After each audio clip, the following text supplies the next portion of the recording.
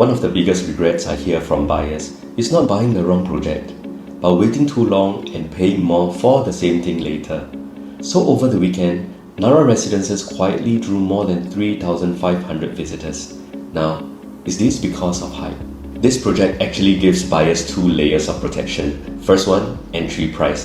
Definitely not cheap, but low enough that you are not forcing the future buyer to stretch just to take over from you when you choose to exit in the future. And that matters more than most people realize. Let's compare it with a resale condo, the Botany at Dairy Farm, just across the road.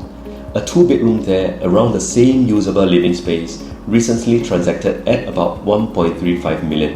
At Narra, indicative pricing is closer to 1.28 million. That's not a small gap. That's your safety buffer. Let me show you this using a 3-bedroom now, because this is where the difference becomes very real. Over at the Botany at Dairy Farm, an 883 square feet 3-bedroom recently transacted at about 1.9 million. Now, compare that to Narra's 818 square feet 3-bedroom. On paper, it looks like a big size difference, but after harmonization, once you remove the aircon ledge at the Botany's unit's actual livable space is only about 7 square feet bigger. So for almost the same usable space, buyers are paying close to 300,000 more. That 300,000 isn't buying you more space, it's the price of entering later. Now the second protection, and this one is important for you to know. Land cost is rising, and it doesn't come back down. Land cost dictates your future purchase price. Narra was bought at around 1020 PSF PPR. That's why today, the developer still has room to price more conservatively. Now, look at what's coming next. Lakeside Drive. Land cost is already about 1132 PSF PPR, almost $100 higher. Bedok Rise, that one jumped to around 1330 PSF PPR, nearly $300 more. Lorong Chuan sites, same story, higher land price, higher pressure on future prices. Now, let's use two recent projects to ground this. At Zion Grand, land was bought at 1202 PSF PPR, and the average selling price came out at around 3050 PSF.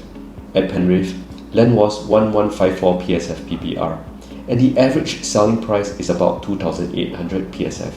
So now ask yourself, if Lakeside, Bedok, Lorong Chuan are all sitting on even higher land costs, do you really think that future launches will be priced lower than today's? Or are buyers simply going to pay more for the same region just because they entered later? This is why timing isn't about predicting the peak. It's about understanding what's already locked in and what's going to happen in the future.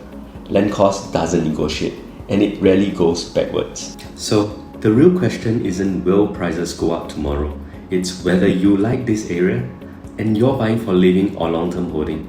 Do you want to pay today's land cost or tomorrow's? I'm not saying everyone should buy Narra. You shouldn't.